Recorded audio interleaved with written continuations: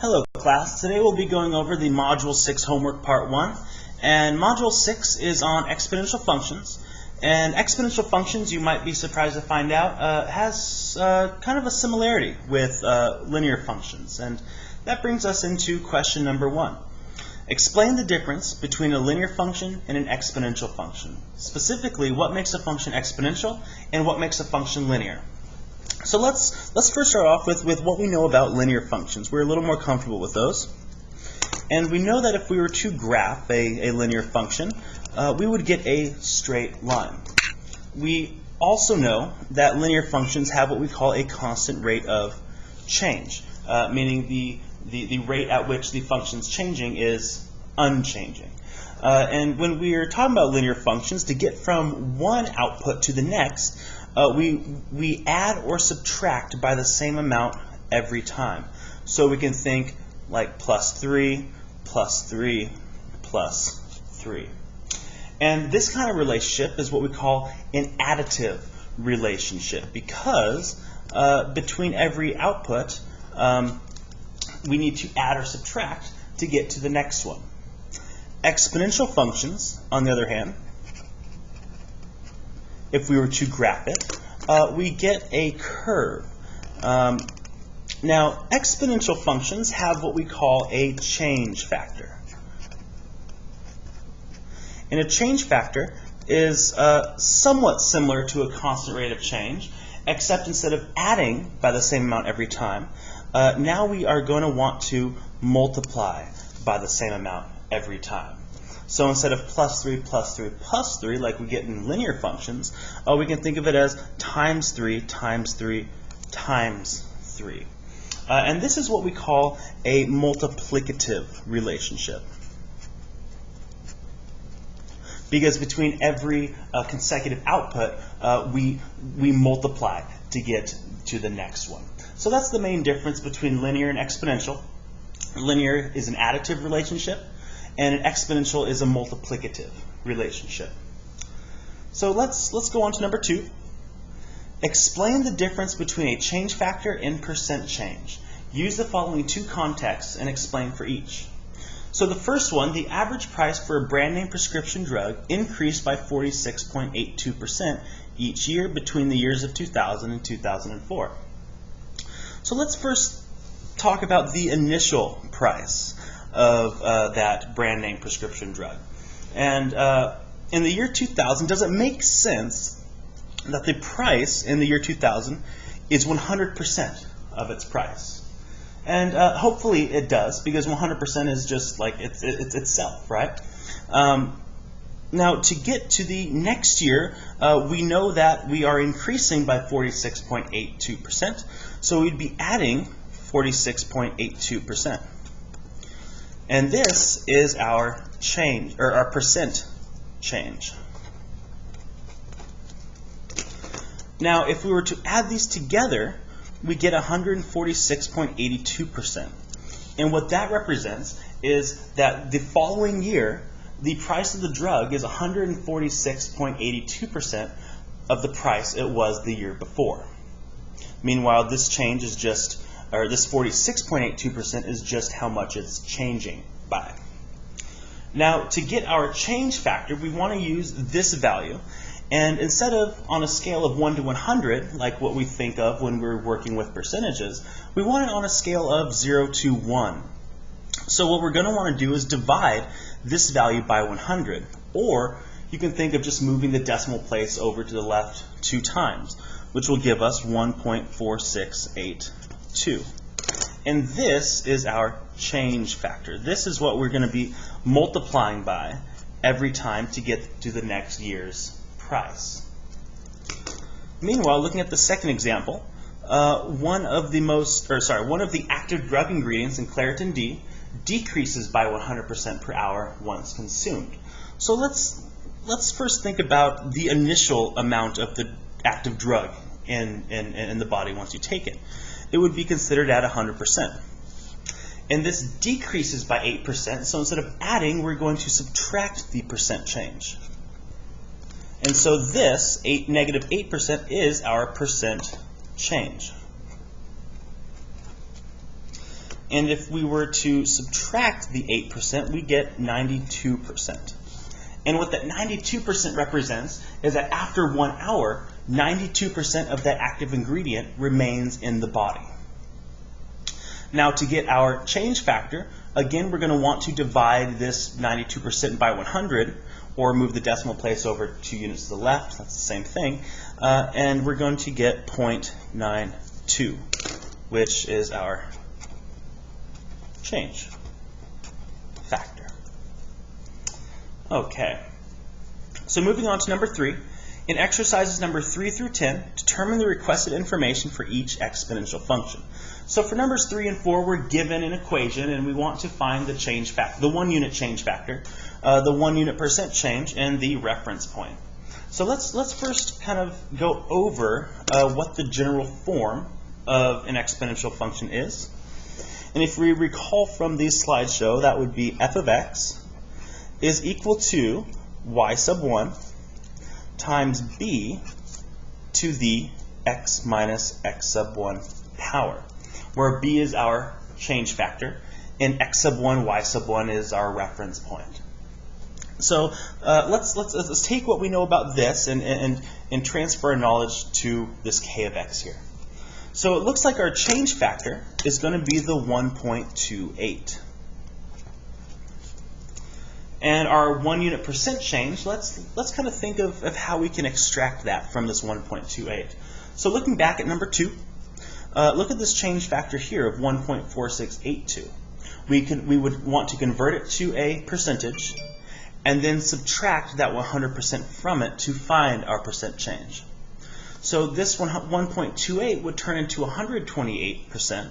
Subtract the 100%, we get a growth of 28%. Or you can just think of it's the number after the decimal in this case. And then our reference point, well, we know it's going to be a y or an xy coordinate. Our y we know is 12, and the x is subtracted from the exponent, but in this case nothing's being subtracted, so our x value is 0. Moving on to number 4, we have t of n, and again we need to identify the change factor, percent change and reference point. And the change factor is going to be this number in the parentheses, 0.93. But because it's less than 1, our method of finding the percent change is going to be a little different. So let's look at this example up here. When our change factor was 0.92, we would think about it as a 92%. And our change factor was that difference from 100 to the 92%, which meant our change factor was 8%. So the difference from 93% to 100% is negative 7%. So that will be our 1 unit percent change in this case. And then our reference point, we can extract that from the equation. It's going to be 2, 4.35. Okay, looking at numbers 5 and 6, we are given now information in the form of a table. And we need to find the 3 things that we found earlier, the change factor, percent change, and reference point, but we also need to write the formula. So earlier we talked about how exponential functions have a multiplicative relationship. To get to every next output, we want to multiply by a certain amount. Well, that means in order to get our change factor, we can take any output and divide it by the output that came before it, as long as we have that information. So for instance, I can say our change factor for f of x is 12 divided by 36. Or I could have said 36 divided by 108, or I could have said 4 divided by 12. I'm going to pick the easier number. 12 over 36 is pretty obvious to me. That reduces to 1/3, which in decimal form would be 0.333. So now to get the 1 unit percent change, we want to think of this as a percent, so we think of it as 33.3%, and we would subtract, or we would find the difference from 100% to that 33.3%, which would be a percent change of negative 66.6%. Our reference point is just going to be any point here. I can pick any of them. I'm going to pick 136. And then now I have enough information for my formula. So just like how when we're working with linear functions, we needed a reference point in our constant rate of change. To create an exponential function, we just need our reference point and our change factor, which we have. So our formula, referencing up here in the green, would be f of x is equal to y sub 1, so 36, times our change factor of 0.333, to the x minus x1 power, so x minus 1 power. All right, moving on to number 6. Again, we need to find our change factor. So I'm going to take any number or any output and divide it by the output before it. So I'm going to say 6.25 divided by 5. And that would give me 1.25, which would give me a percent change. What is the difference from the 100%? That's the difference of 25%. So it increases by 25%. The reference point, I can pick any point. I'm going to go pick 1,5, and then I can write it into my formula. So this is given as g of x. So we have g of x is equal to our output reference point, so 5, times the change factor of 1.25, times x minus our input reference point, so x minus 1. And that's how we create the functions from a table. So moving on. Now what we want to do is for number 7 and 8, we're given graphs and we want to do the same thing. We want to eventually get to the point where we can write a formula. So the change factor, I'm going to take any output and divide it by the output that came before. So I can take 32 and divide it by 20. And that's going to give me a change factor of 1.6. And that makes sense. 1.6 is greater than 1. We should expect a growing exponential function here, because if you multiply a number by 1.6, it's going to get larger. Percent change is just going to be, we can think after the decimal, the percentage of that. 0.6 is the same thing as 60%. So it grows by 60% every consecutive output. And the reference point, I can pick any of these. I'm going to pick 0.20. So our formula, I can say, is f of x is equal to 20 times 1.6 to the x power. And technically it'd be x minus 0, but I don't need to do minus 0, so that's it. All right, number 8, same thing. So change factor, I'm going to pick 2 consecutive values. I'm going to pick 12 divided by 30, which will give me a change factor of 0.4. Which the difference from 40% to 100% is 60%, and since it's decreasing, it's going to be a negative 60%. And then my reference point, I'm just going to pick 130. So now I have the information I need in order to create my formula, which is going to be, I'll call this one g of x. G of x equals 30 times our change factor of 0.4 to the x minus 1 power. Now with number 9, now we're given a word problem, and we want to do the same thing. We want to eventually create a formula. So an investment of $500 increases by 2.3% each month. So let's first start with the percent change. And the percent change, that's given to us, that's the 2.3%, how much it's increasing by. And let's extract the change factor from that. So let's see, we want to divide this by 100 and add 1 to it. So that would give us 1.023, where the 1 represents the original copy of itself, and the 0.023 represents the 2.3% growth. Now the reference point, we're only given one reference point, and that is how much we initially invested, and that's an investment of $500, which is our output. And our input, that's months, so that would be month 0. So our formula would be f of x equals 500 times 1.023 to the x power. Technically, again, x minus 0, but I don't need to write it. Okay, let's go on to the last page. So the relationship between the inputs and outputs in each of the following tables is exponential. Without determining the formula for the exponential function, use reasoning and calculations to determine the missing values of the table. So we know that this is a multiplicative relationship between each consecutive output. And what's nice here is we're given two consecutive input-output pairs.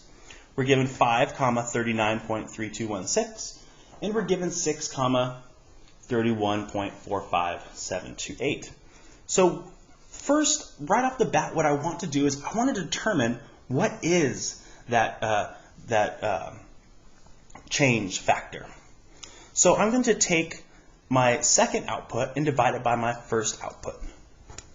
So I'm going to take 31.45728 and divide it by 39.3216. And plugging that into my calculator, excuse me, I'm going to get 0.8. So this is a decreasing and or decaying exponential function, and we can see that it's going down. Now we need to fill in the spots, the missing spaces. So before we do, let's just kind of review how linear functions work when we're dealing with tables. So if it were, let's say, an increasing linear function, every time we go to the next output, we want to add the same amount every time. But what happens if we go backwards? Well, that means we're subtracting the same amount every time. There's that special relationship between addition and subtraction, right? If one way we add, the other way we're subtracting. Well, because exponential functions are exponent, or since they're multiplicative, and every time we go up, we're multiplying. Every time we go back down, we are instead dividing. So what I'm going to do to find this spot right here, I'm going to divide by 0.8. And not once, but twice, because look at our inputs. This is a jump of 2 units. So I need you to divide by 0.8 twice. Or you can think about it, I can divide by 0.8 squared, because there's 2 multiplicative copies of 0.8 in there, right? So I'm going to go ahead and get my calculator out, and I'm going to go ahead and do that. So I'm going to take 39.3216 and divide it by 0.8 squared. And I got 61.44. So now let's find this value right here. So we're going up, or we're going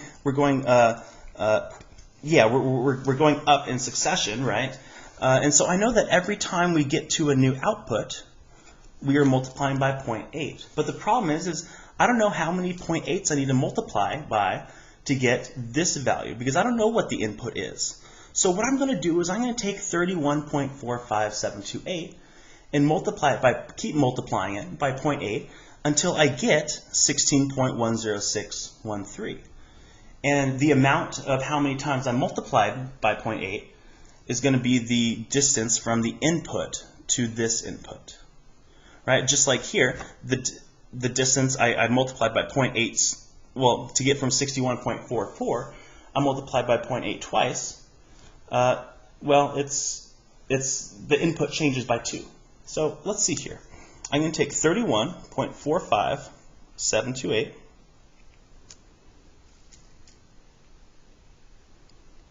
and I'm going to multiply by 0.8. I got 25.165. Multiply by 0.8 again. I got 20.132. And multiply by 0.8 again. And I got 16.10613. So because I multiplied by 0.8 3 times, or by 0.8 cubed, that means that this output, or this input, is 3 units greater than this input. So that would be 9. And then finally, to fill in this last one, I just need to go from 9 to 10. That's a difference of 1 in the inputs.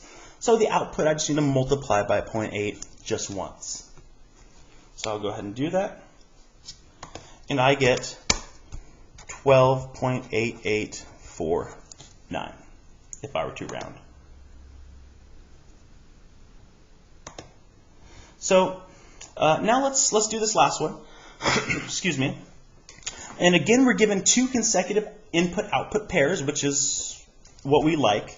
This is a difference of 1, so I know that all I need to do is take this greater value, or not greater value, but the second output, and divide it by the first output. So I'll go ahead and do that.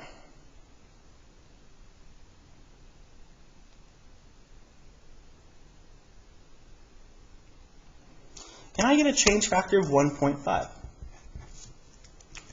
So now let's fill out this one now.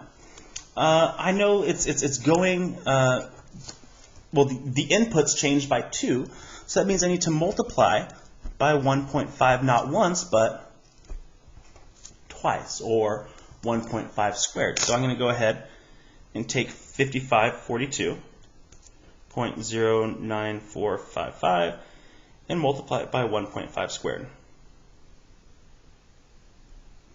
And I get 12,469.7127. Now let's go backwards. So going backwards, we'll be dividing. And I need to figure out what input this is. So I'm going to keep dividing by 1.5 every time. Or I'm going to keep dividing by 1.5 until I get 1,094. So I'm going to take 3694, divide it by 1.5. I get 2463, and I'm going to divide it by 1.5 again.